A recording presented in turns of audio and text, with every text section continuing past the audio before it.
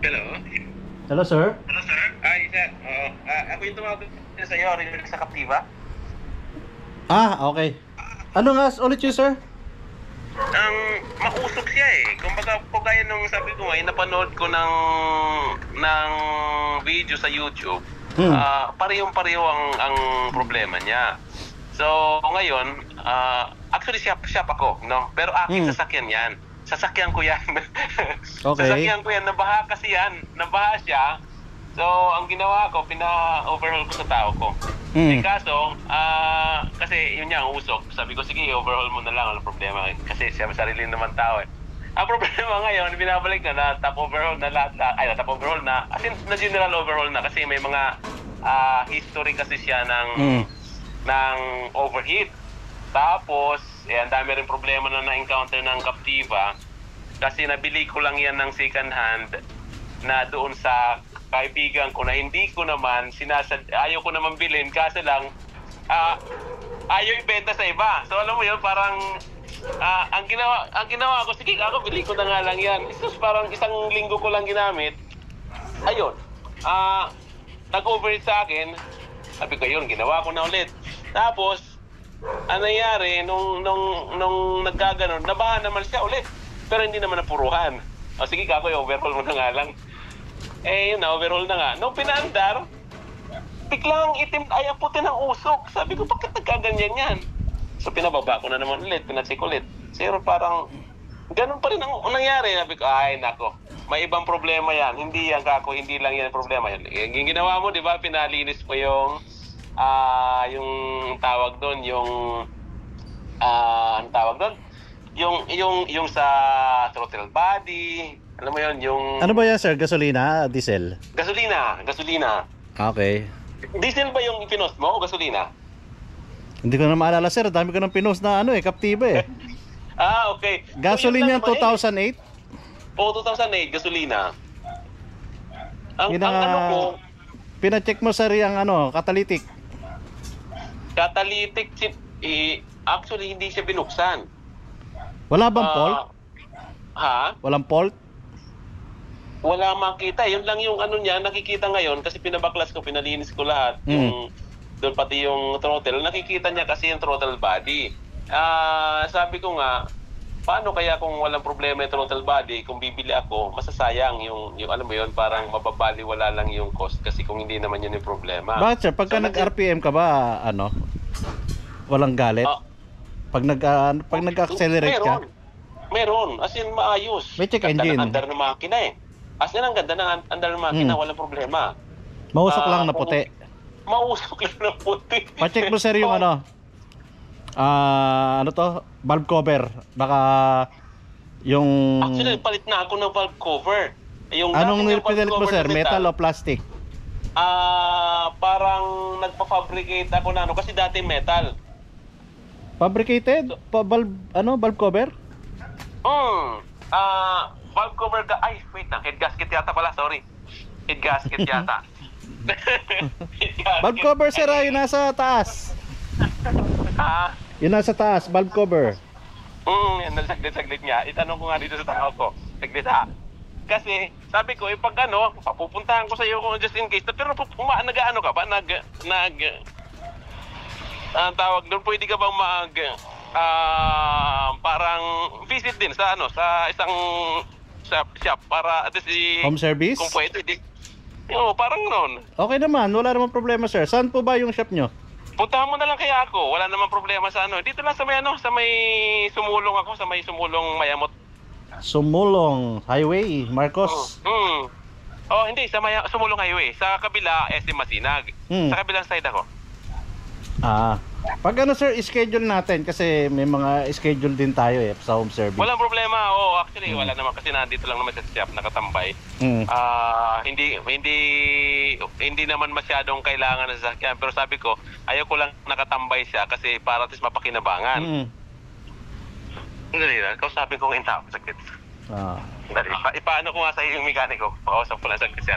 Para at least pwede mong schedule just in case yung kung ano yung pwede nating gawin. Pero papacheck ko yung advice mo. Don! Ay sir, ano name nila? Lance, timpla mo ang kape. Sir, Woody. Woody. Yes, sir. sir. Pag-usap kita kay Anton, ha? Okay. Siya yung gumagawa na saglit. Mm. Sa Autodoc. Hello, sir. Ano lang, isang ano lang, teaspoon Sir? na asukal. Ha? Yes, sir. Hello. Sir, good afternoon. Good afternoon, sir.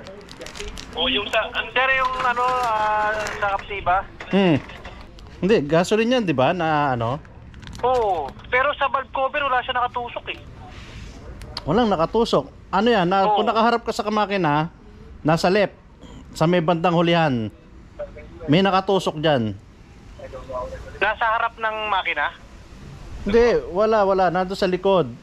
Hindi makina, sir, ha? Sa valve cover. Sa valve cover. May nakatusok dyan. Yung valve cover kasi nito, pinalitan ko na eh. Valve cover gasket? Valve cover mismo?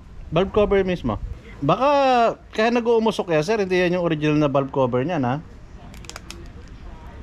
Hindi siya original eh. Nabili na replacement na to eh. Nabili na. Meron yan, basta 2.4 na Captiva. Nasa bandang hulihan, kaliwa. May makikita ka dyan, may nakasuksok. Sige sir. Tapos just in case, tawag ulit ako. Tapos kung ano man ang pwede natin gawin, Salamat sir, salamat. Anytime, sir. Salamat. Okay. Tawag ako sa'yo ulit bukas. Thank you. Okay. Ngayon, may kausap tayo. Actually, shop din sila. Yung pinoproblema nila, yung Chevrolet Captiva, nag-uumusok ng puti. Nakailang baba na sila. Nakailang overhaul na. Ganun pa rin. So tayo naman kasi, hindi naman tayo madamot. Pagdating sa mga knowledge, sa mga konting tip. Alam mo, tumutulong tayo sa mga kapwa natin mekaniko. Ang hindi lang natin tinutulungan, yung mga umaaway sa atin. So, alam niyo naman kung sino-sino umaaway sa atin. Hindi ko lang ba tayo inaaway. Wala naman tayong personal na sa kanila, na komunikasyon. Yung kumbaga, hindi ko naman kilala yung mga personal na kilala, yung mga umaaway sa ating mekaniko. Hindi mo alam kung bakit tayo inaaway. Ako rin, hindi ko rin alam kung bakit kami inaaway. Pero sa mga mekaniko na naghihingi ng mga tip, mga shop, hindi tayo madamot pagdating dyan. Tumutulong din tayo sa kapwa natin mekaniko, 'di ba? Lagi kong ang advokasya, no to shop war. So, kasi tayo rin ang magtutulungan, tayo mga mekaniko rin ang magtutulungan eh. So bakit pa natin naawayan yung isa't isa? Ewan ko na lang sa inyo, sa mga shop owner diyan. Ba't nyo kami inaaway? Wala naman kami ginagawa sa inyo. 'Di ba? Tahimik nga kami. Hindi naman kami tumitira din. Hindi namin kayo sinisiraan. Kahit ang dami naming ebidensya na laban sa inyo, pero never kaming nag-upload sa Facebook ng kasiraan nyo. Pero kami, kung tirahin nyo kami sa Facebook, ganun-ganun na lang. Pero nakita nyo naman, hindi namin kayo pinapatulan. Hindi kami pumapatol kasi alam namin sa sarili namin na wala kaming ginagawa masama, at pati yung mga customer natin, yan ang nakakaalam sa atin. Tingnan nyo, ang dami natin laging customer. Kung kami siraulo at hindi matino kaming gumawa, ba't kami tatagal ng ganito? Ba't pa kami magkakaroon ng mga branches? Ba't marami pa magtitiwala sa amin? Dahil syempre, iba pa rin yung experience ng customer. Kasi kayo, nagbabase lang kayo sa social media, parang nayayabangan kayo sa amin, nagayayabangan kayo sa akin.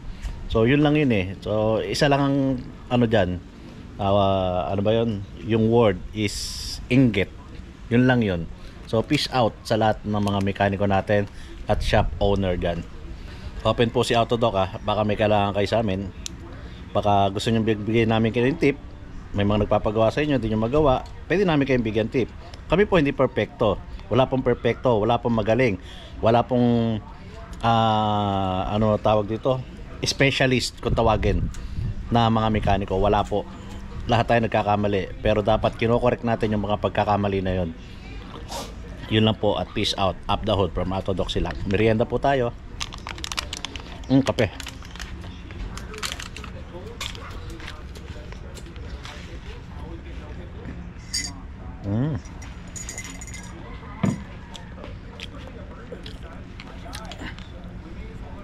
Every time I'm in the street, I hear.